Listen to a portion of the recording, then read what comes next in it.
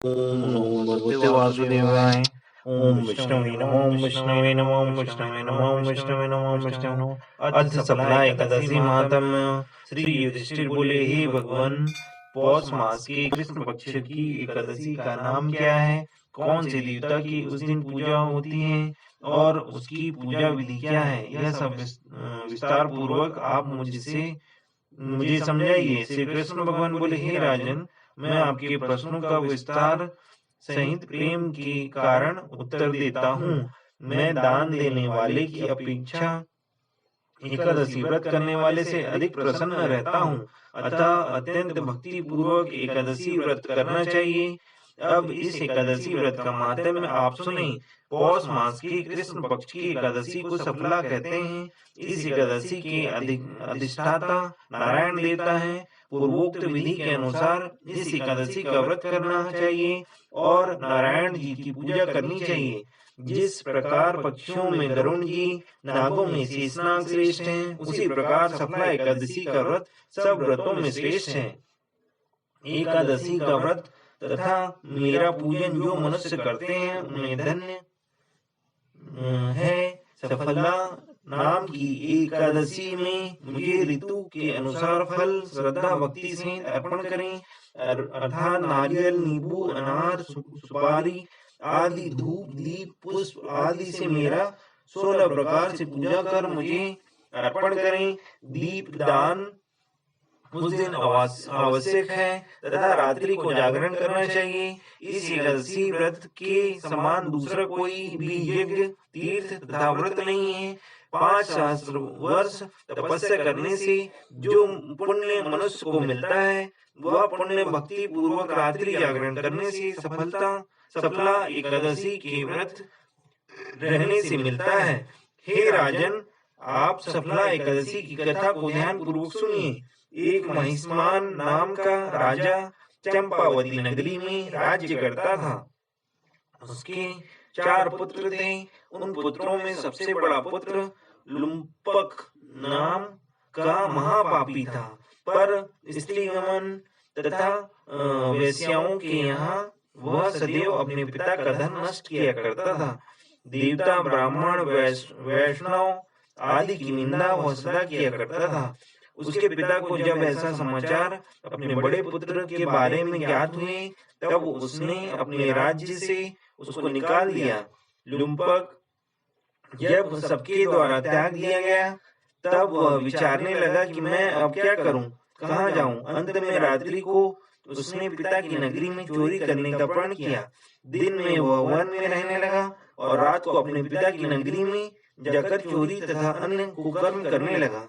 वह नगर के आदमियों को रात्रि में जाकर मारता तथा तंग करता। उसने कुछ दिनों के पश्चात संपूर्ण नगरी को तबाह कर डाला। उस राजा के भय से पहरेदार पकड़ने पर भी छोड़ देते थे। वह जिस वन में रहता था, भगवान को वह वन अत्यंत प्रिय था। उस वन में एक बहुत पुराना एवं विशाल पीपल का वृक्ष था तथा लोग उस वन को देवताओं की क्रीड़ा स्थल मानते थे। इसी पीपल के वृक्ष के नीचे महापापी लुम्पक रहता था। कुछ दिनों के पश्चात वह पौष मास के कृष्ण पक्ष की 10वीं के दिन वस्त्रहीन होने के कारण शीत लग जाने से मूर्छित हो गया। वह रात्रि को शीत के कारण सो न सका और उसके हाथ पैर जकड़ गए। वह रात्रि बड़ी कठिनता से बीती। सूर्य नारायण के उदय होने पर भी उसकी मूर्छा दूर नहीं हुई। वह दुराचारी सफला एकादशी के महान तक मूर्छित ही पड़ा रहा। सूर्य की गर्मी से जब उसे कुछ गर्मी मिली, तब उसे होश आया और अपने स्थान से उठकर गिरते पड़ते वन में भोजन की वो खोज में चल पड़ा। वह जीवों को मारने में असमर्थ था, इसलिए जमीन पर गिरे हुए फलों को लेकर पीपल के वृक्ष के नीचे गया आया। तब तक भगवान सूर्य अस्तांचल को प्रस्थान कर गए। उन फलों को पीपल की जड़ के पास उसने रख दिया और हाथ जोड़ कहने लगा कि हे भगवान, आप ही इन फलों से तृप्त हो गए। ऐसा कहकर वह रोने लगा। उस रात्रि को उसे नींद नहीं आई। उस महापापी के इस व्रत तथा रात्रि जागरण से भगवान अत्यंत प्रसन्न हुए, जिससे उसके समस्त पाप नष्ट हो गए। प्रातःकाल होते ही अनेकों सुंदर वस्तुओं से सजा हुआ एक घोड़ा आया और उसके सामने खड़ा हो गया। उसी समय आकाशवाणी हुई कि हे राजपुत्र, तेरे समस्त पाप भगवान नारायण की कृपा से नष्ट हो गए हैं। अपने पिता के पास जाकर अब तू राज्य प्राप्त कर। लुम्पक ने ऐसी आकाशवाणी जब सुनी तो वह अत्यंत प्रसन्न हुआ और बोला, हे भगवान, आपकी जय हो। ऐसा कहता हुआ वह सुंदर वस्त्रों को धारण करके अपने पिता के पास गया और उसने संपूर्ण कथा कहकर सुनाई।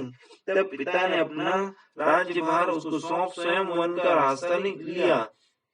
अब लुम्पक शास्त्रानुसार राज्य करने लगा। उसके राज्य में स्त्री पुरुष भी नारायण के परम भक्त बन गए। वृद्धावस्था आने पर भगवान का भजन करने के लिए वह अपने पुत्र को गद्दी देकर वन में चला गया और अंत में विष्णु लोक गया। जो मनुष्य भक्ति पूर्वक सफला एकादशी की व्रत करते हैं उनको अंत में मुक्ति मिलती है। भक्ति पूर्वक जो मनुष्य सफला एकादशी का व्रत नहीं करते हैं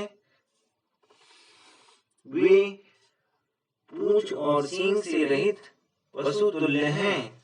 सफला एकादशी के महात्म्य के श्रवण व पठन से अश्वमेध यज्ञ का फल मिलता है। बोलो विष्णु भगवान की जय। ओम नमो भगवते वासुदेवाय।